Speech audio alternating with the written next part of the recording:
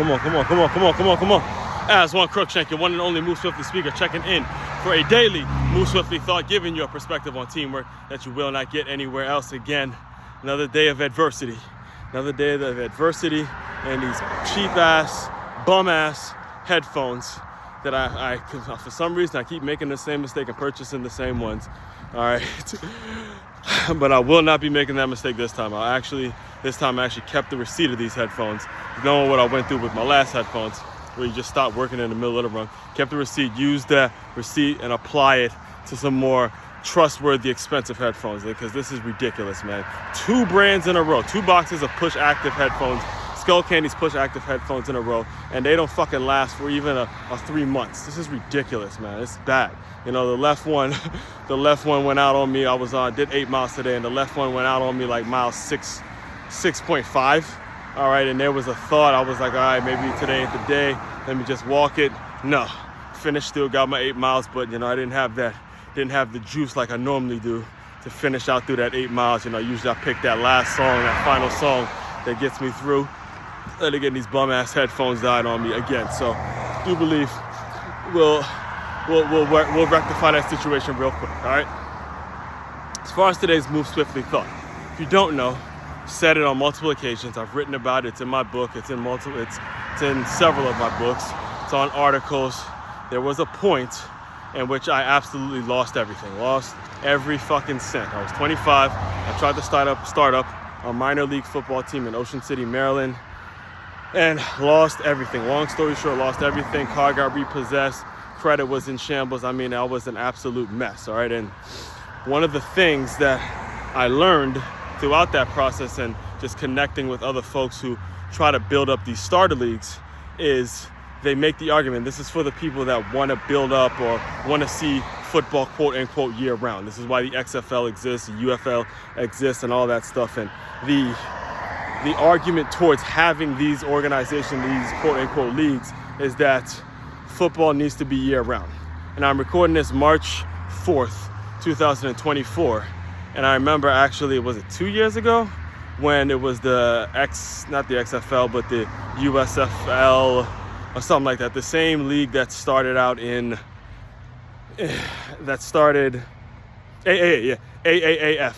American Alliance Football League or something like that, right?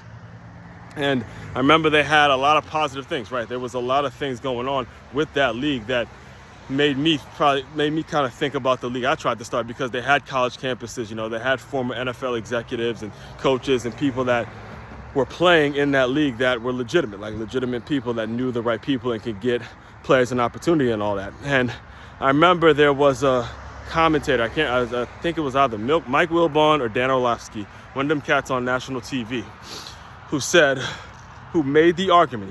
He stated it, and I'm going to restate it because of everything that went on this weekend with the NFL Combine, how engaged we are now with the offseason of the NFL. He made the statement, because of this Combine and because of the hype that goes on with the draft, is that guess what? Football is already a year-round thing. Football is already year-round. Just last month, we were watching the Super Bowl. The month before that, we were watching the college football playoffs and the college football national championship. Now this month we're watching the Combine. Next month we're going to be watching the draft. And then after the draft, it's going to be the NBA finals and the NBA playoffs. And then before you know it, boom, NFL's right back around. So it's already, if we're talking about the typical fan base, it's already year round. Now, I'm not saying that the NFL doesn't need some sort of a developmental system, but I've said it over and over again. I will not stop saying it until I see this thing come to fruition, until I see it become a reality. The NFL does not need another league.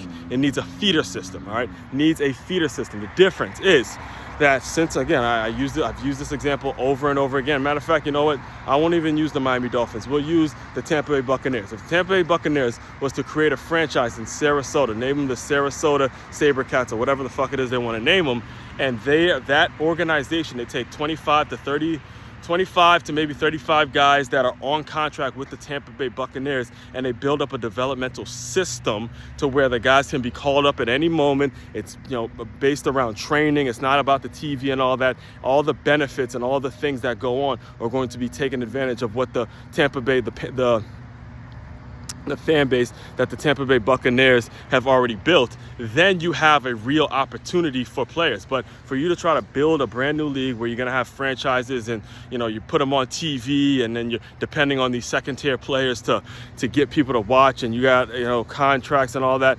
or contracts and all that stuff, whether you want to admit it or not, doesn't matter what Roger Goodell actually says. All of that is a conflict of interest to the business, the local business of those NFL organizations. So if you were to try to, again, if you're trying to build up a brand new league out here in Florida, now you're conflicting with the Florida franchises, the Jacksonville Jaguars, the Miami Dolphins, and the Tampa Bay Buccaneers. You're conflicting with what they're trying to do on their business department and get people to their stadiums, get people buying into their organizations.